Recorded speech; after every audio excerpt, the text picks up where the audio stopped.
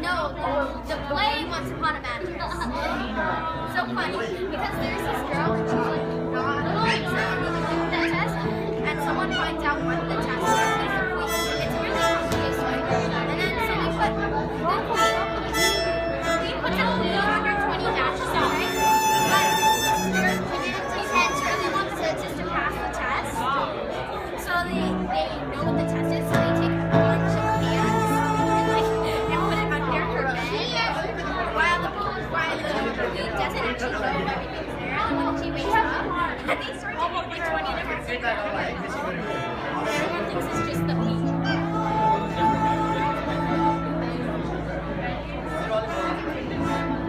Remember the Wizard of Oz? I was so good, right? On the actor's side, this was the middle of the day. While you're gone, let us use the card. You play. No, two hands. I watched Wizard of Oz in my class play. I think we're so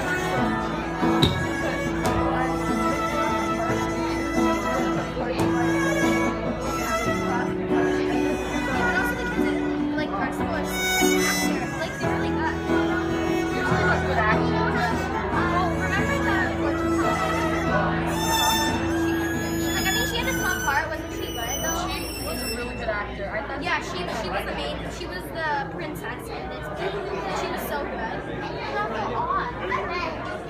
Whoa, I get all those cards. Yeah. Oh yeah, the girl who was Oz and the fortune teller, she was the main character of the series. Cameron was so good. Why is that? Hey, what said? No, I said that.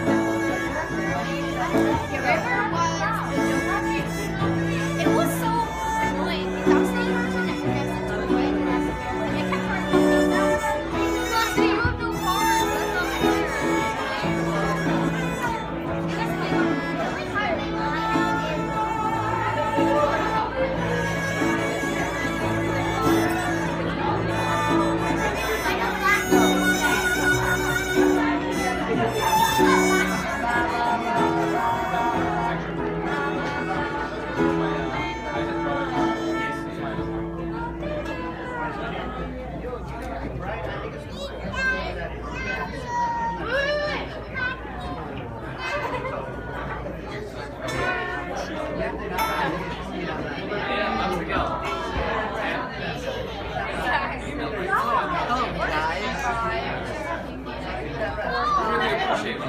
That's not fair.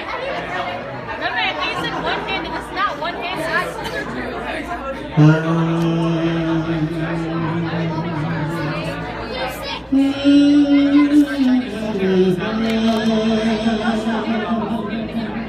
I was missing the card. Which card? 5. I had the 2 of diamonds.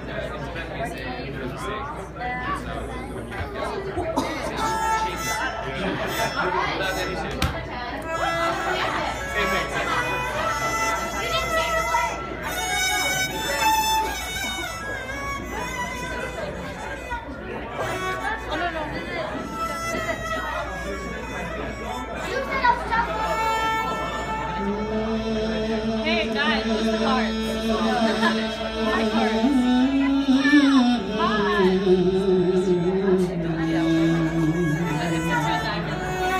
You're missing a 2 of diamonds.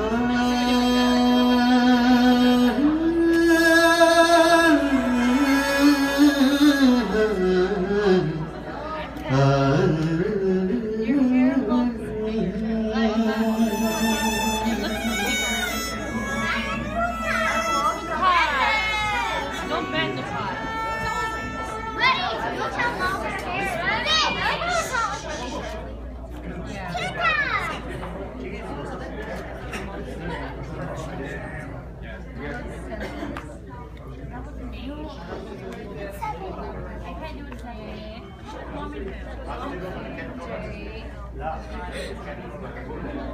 I'm gonna double. No, you're not. Scratch 6, 7 call. 6, 5, stop.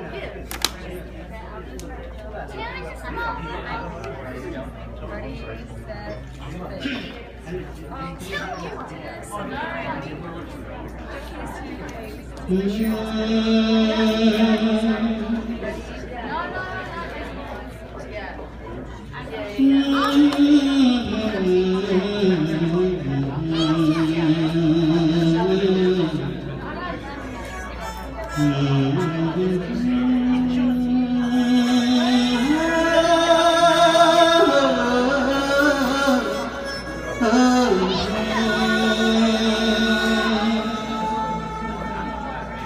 That's fine.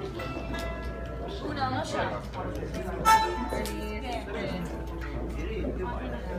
How about three? hold on, let's see which one more.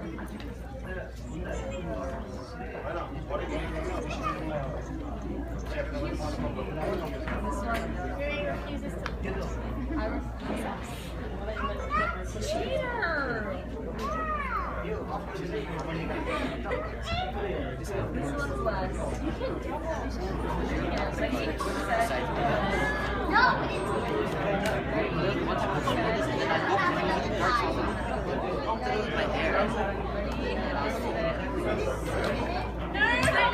take your shoes off. Take your shoes off.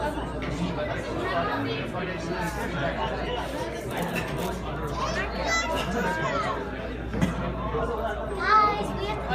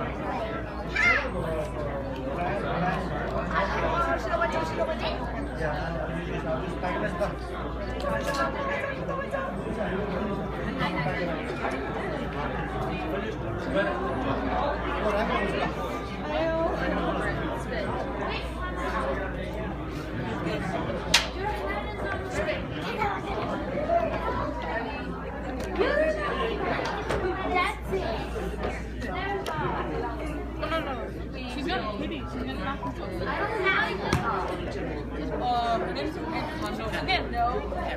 Double it is so much better. But I have just She can't. it's supposed to be easy. Yeah, I know.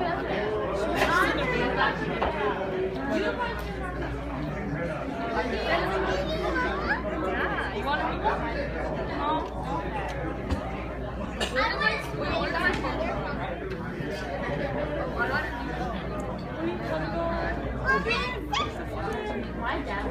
Katie. Oh. I spent my okay. Again. No, that's very check. Katie, that's a Katie. That was so That's funny. a Katie. I have $2,000 for the past She's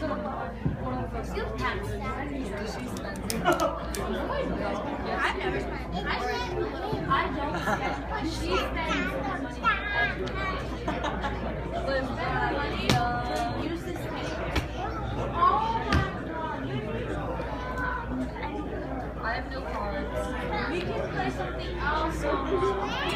After we're gonna tell you comment. This is not the downstairs. Downstairs? What's this? Oh, there's a downstairs.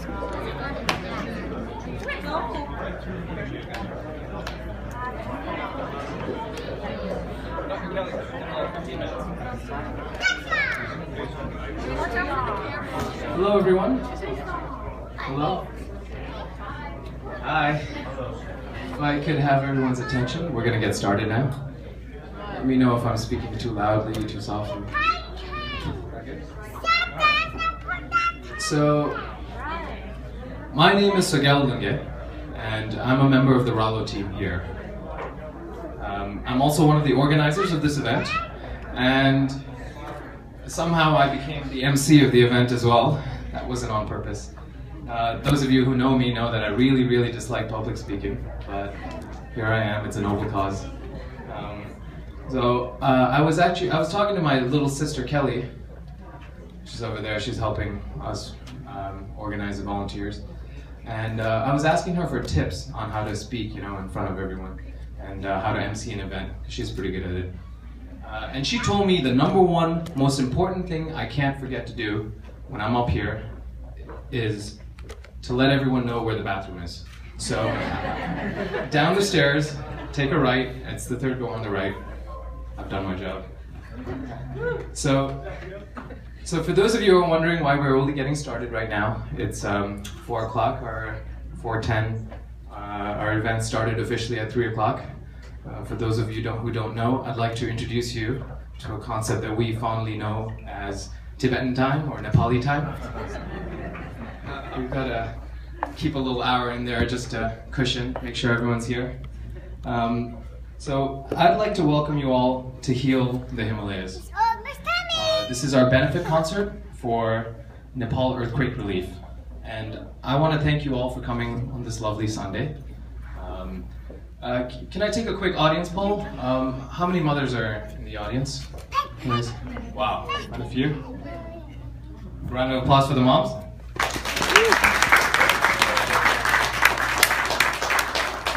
I see a few confused faces out there. If that's you, shame on you, it's Mother's Day. You should go call your mom right now. But it's actually, Mother's Day is an interesting holiday because growing up here with Tibetan parents, I would go to school and come back from elementary school. We'd have written all these letters and bought flowers for our mom, or on Father's Day for your father. You have all these gifts, and I would present that to my mom, who's out there in the audience somewhere, and she'd always be like, "Mother's Day? Every day is Mother's Day. It's not just today." So I'm sure some of you have similar experiences at home. But getting more serious, I think we all know why we're here today. 2 weeks ago, Nepal suffered a disaster, the likes of which it hasn't seen in over 80 years. And there was a terrible loss of life, damage to buildings, historic sites, to infrastructure, and I mean, it was just such a terrible human tragedy on a huge scale like we haven't seen in a while. For us here at Rallo, Nepal is very important to us. Many of us have family and friends there in Nepal, and so for the last 2 weeks it's been very difficult to get information out, and it's been a harrowing and nerve-wracking time. And I know some people are more affected by this than others. And it's I mean, now 2 weeks later, it started to normalize in the city of Kathmandu itself. You know, some things are starting to get back to normal, but outside of Kathmandu, in the outskirts, in these areas, in these small towns and villages near the epicenter of the earthquake, these places were so hard to get to even before the earthquake. They were like just these one single, mountainous road. And now, after the earthquake and the aftershocks and the tremors and the landslides, it's almost impossible to get there at a time that you really, really need to get help there. And so I want to thank all of you for coming out here. This is really inspiring to see this amazing turnout, because I think we're all coming here because we care. Even though Nepal is so physically far away from us right now, it's on the other end of the world. But you know, it's very close to our hearts here, and this doesn't just, it's not limited to just people from, you know, the Himalayan region, not just Tibetans and Nepalese and Darjeeling folks, but all of us as a global community. So thank you for coming out here. I want to let you know that today we're going to have a really amazing show. I think you're going to love the performers. We have a really amazing lineup of gifted performers who are donating their time and their talents to be here and share the space with us. And before we get started with the musical performances, I'd like to introduce the Venerable Khenpo Pema up on stage. Some of you may know of Khenpo Pema. He is the founder of the Vikramasila Foundation here in New York, which administers the Palden Sakya centers all across America, and also the Pema schools, which are schools based in India, in Nepal, and in one in New York City. And the one in Pokhara in Nepal was damaged a little bit by the earthquake, but thankfully not too badly affected, I believe. So Khenpo Pema is, and you all, if you have a chance, you should take it to speak to him. He's one of the most genuinely gentle, kind, compassionate people you could ever meet, and you should definitely take the opportunity to speak to him. So without further ado, let me introduce Khenpo Pema Wangdak.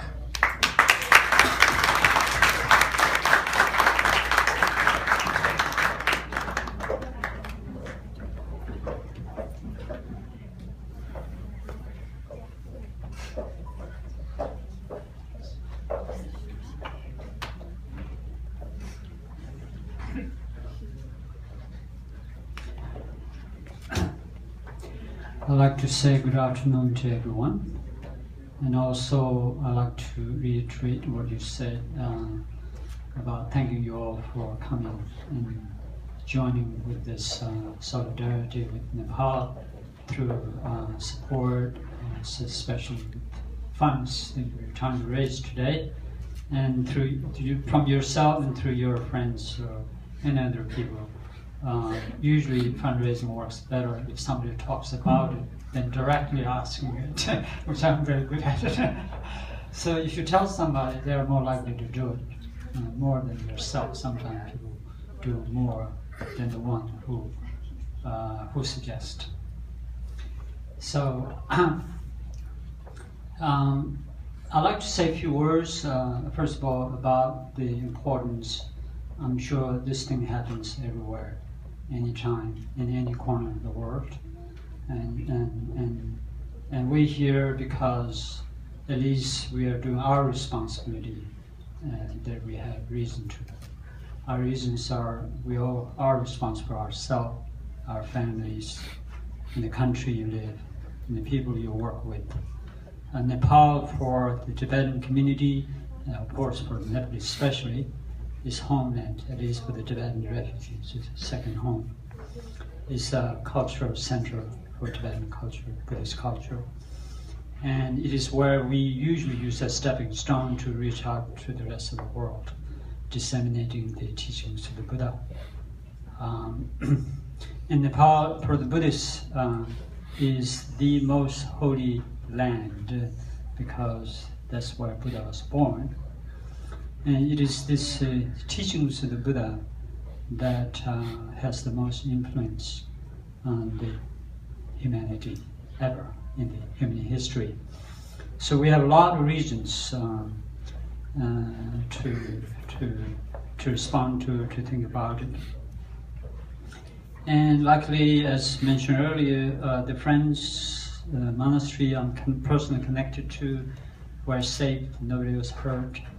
Only one monastery called International Buddhist Academy, which I'm connected to, has damage to the library. Probably they have to take it down.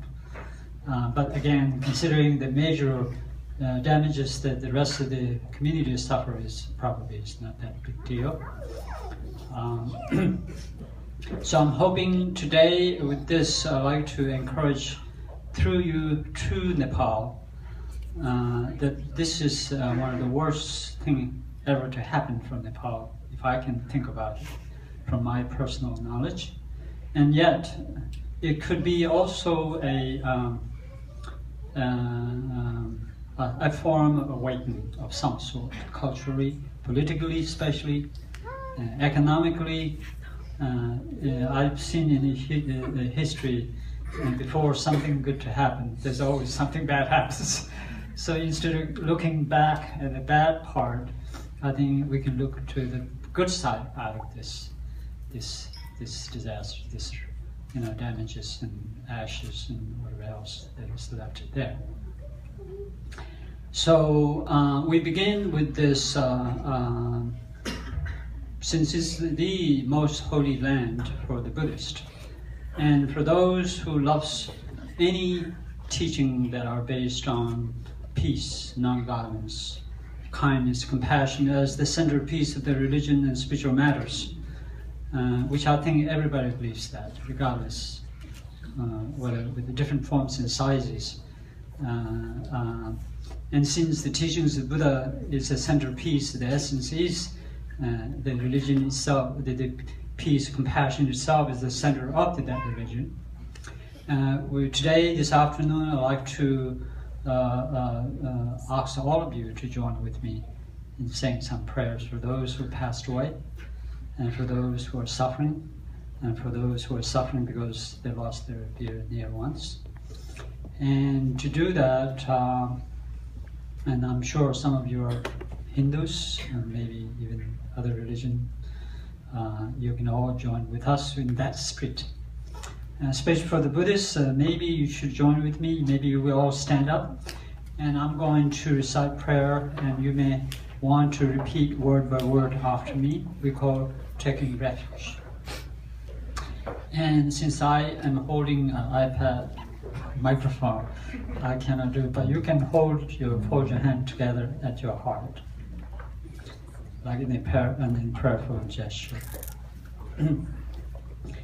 Pray to anything you believe in. And for the Buddhists, pray to the Buddha, the teacher of Dharma, his teaching, Sangha, the community members who follow the teachings of the Buddha. In this triple gen, we pray for everyone, for better rebirth for the deceased ones, for a better luck and prosperity, and once again, Nepal will renew itself to much more. I strongly believe that this is the good news, that what you call bad luck, we call good luck, bad luck, or whatever you call it, or bad luck, good luck. This is a different way of saying it. There's something good thing in this bad thing. I strongly believe that we ask to, we start with our state of mind, and we ask the higher ups to join with us, to ask their support and help. So please say these refuge prayer after me, word by word, since most of you don't know how to say those prayers. So repeat after me in Tibetan. Cho, Chuna, Shube, Sangye Tang, Changju Semba, Tamje Tang, Lobun, Dala, Gongso So.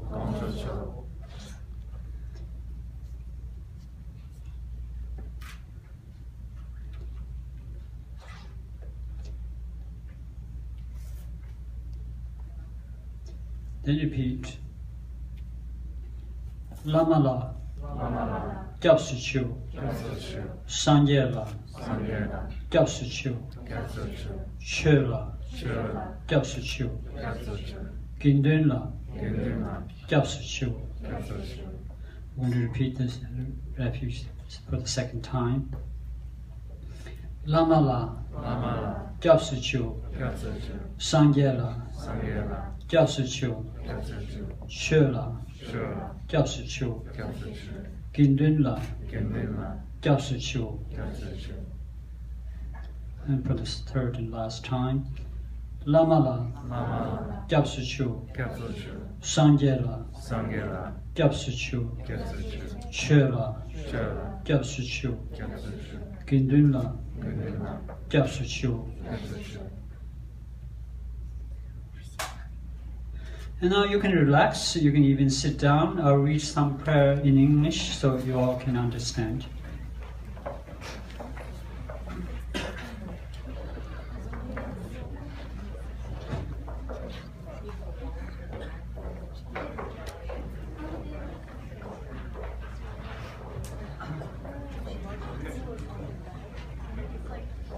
Buddha said that everything starts with a state of mind.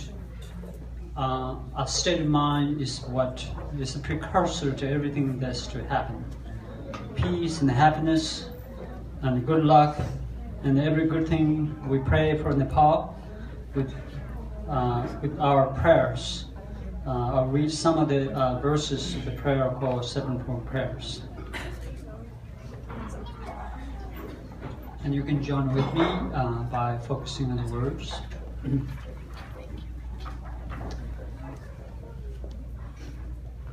With the clarity of body, speech and mind, I bow without exception to all the heroic Buddhas of the past, present and future, in every word, in all the 10 directions.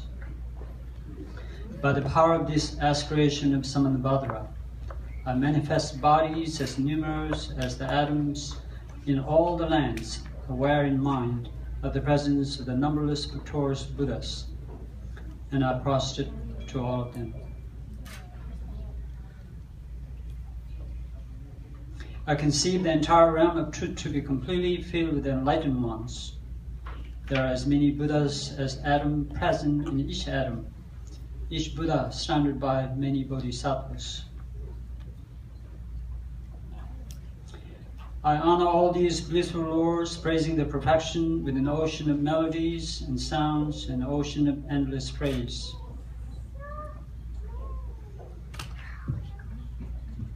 I offer to those heroic Buddhas the best flowers, garlands, musics, and ornaments, excellent canopies, finest lamps, and the best incense.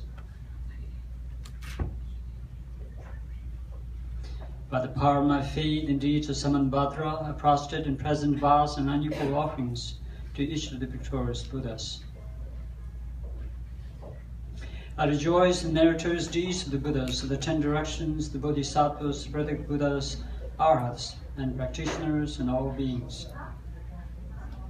I request the enlightened protectors who have attained detachment of Buddhahood and illumine the world of the 10 directions to turn the peerless wheel of Dharma. With hands folded, I beseech those who intend to manifest the prana nirvana to remain for as many eons as there are atoms in the Buddha lands to gladden and benefit all living beings.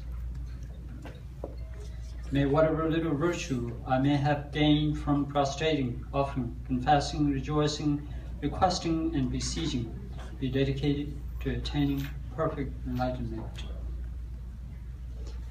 Our actions have a rippling effect if we imbue our acts with such a mind that goes beyond ourselves, beyond this world, beyond all across the universe itself. And it's, in other words, the effectiveness of any good thing we try to do, whether in prayer or on deeds or in actions or in funding or donations like this, will be strongly and determined by the extent of our aspiration, our size of our hearts. So we empower our act through this initial beginning. And I'd like to all you encourage to do so in every act you do, every day you wake up. I want to take the advantage to preach you a little bit for the rest of the day, the rest of the life, the rest of your working and waking hours. And we thank all of you for joining with us. Thank you very much.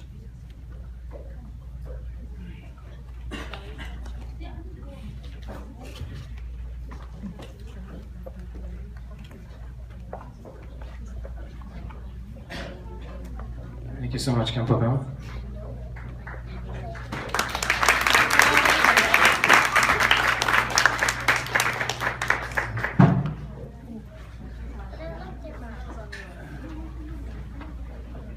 All right, I think we're ready to start our musical performance. I'm extremely excited to introduce this first performer. He's a personal inspiration to me. This man is a Tibetan freedom fighter and activist.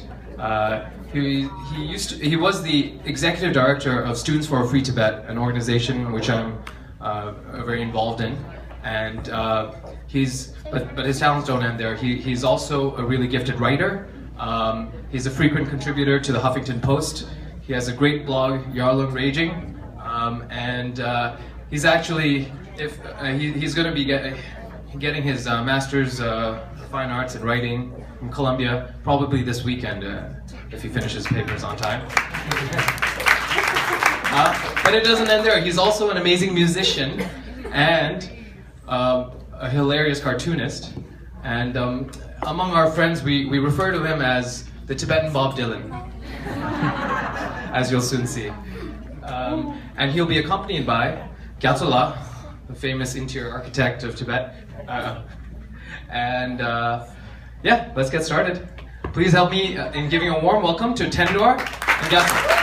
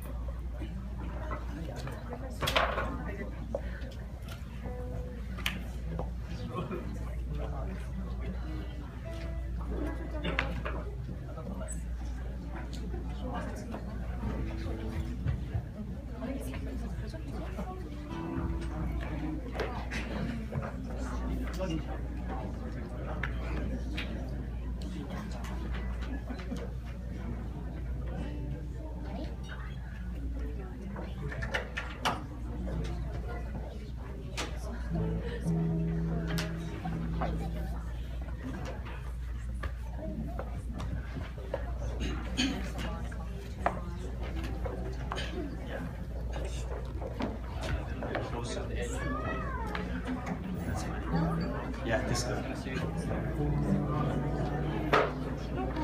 Thank you, Jim. Thank you so much, Sogyel, and Sogyel's parents, Bala and Amla, and his whole family. I just want to say thank you so much for giving us this opportunity to come together for Nepal.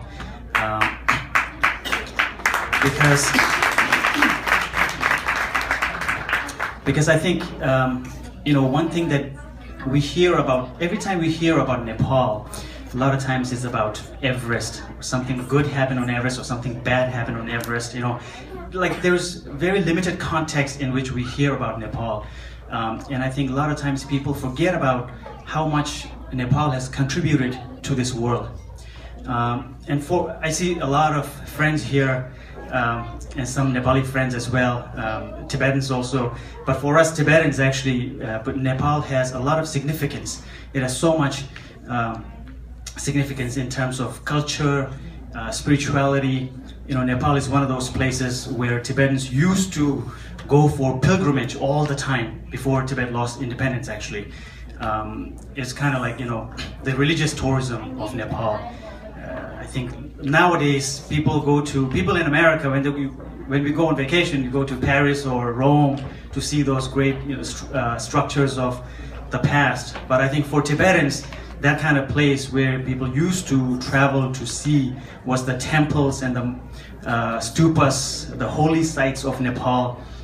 So Nepal has always held this really close special meaning for Tibetans, and right now, because of the political situation in Tibet, I think Nepal has once again become a sanctuary for the Tibetan community. So for everything that Nepal has done for us, I think this is a really great opportunity for all the Tibetans in particular to come together and help out Nepal. And I think for non-Tibetans also, one thing we forget is I think the language that we use, whether people are religious or not, especially in a city like New York, amid all the chaos and the madness of daily life, people want to be more mindful, or people want to be more present.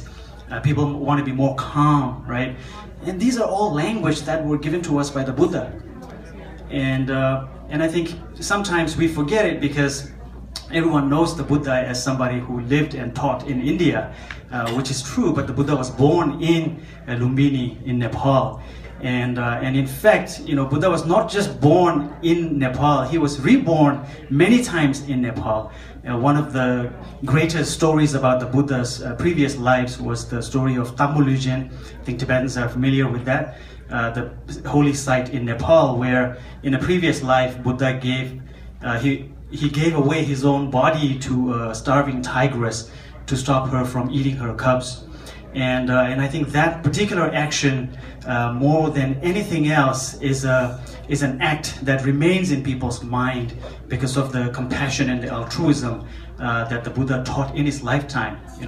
So I think Nepalis often, our Nepali friends, often do not like to talk about these words like compassion and altruism so much, but I think it is built into the culture of Nepal, and I think Nepali people that we know, they live these values. So we are very thankful to Nepal, and we are very thankful to have this opportunity to come together and perform this song.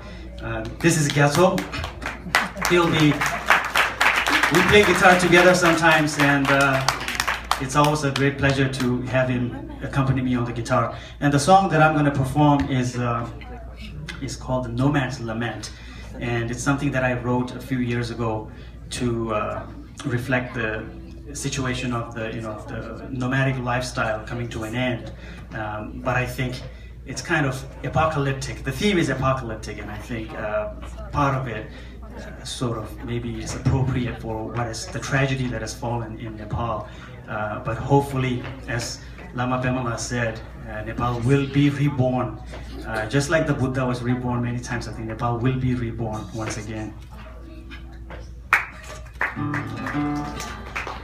I say just 2 words really quick? I'm sure Tino must be regretting to have me accompany him right now because I have the tendency to get carried away and add my own tunes and messing things up. But I'll try my best not to add any more creative, not to mess it up too much. Okay.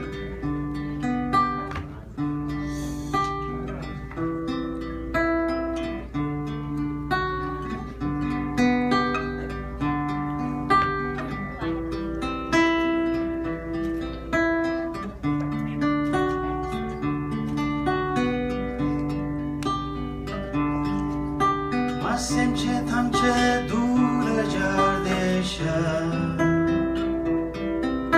Dudine tharwe lam de jibesha Patinche chila to kate du son Lo mambujela tandu loya mindu Enam mitama choshi tamgela to